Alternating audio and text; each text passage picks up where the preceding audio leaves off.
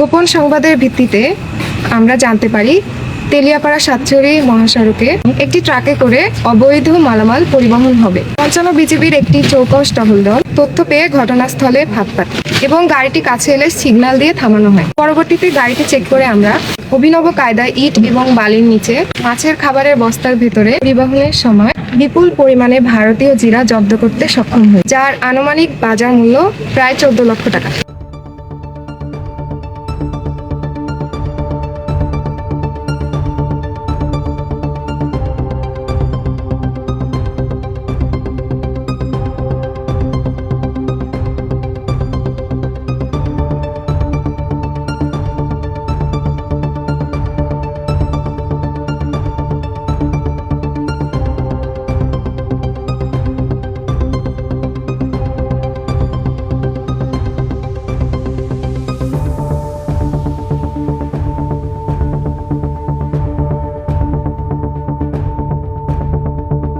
Border guard Bangladesh সীমান্ত সুরক্ষার পাশাপাশি কোনো অপরাধ এবং চোরাচালান দমনে দৃঢ় প্রতিজ্ঞ।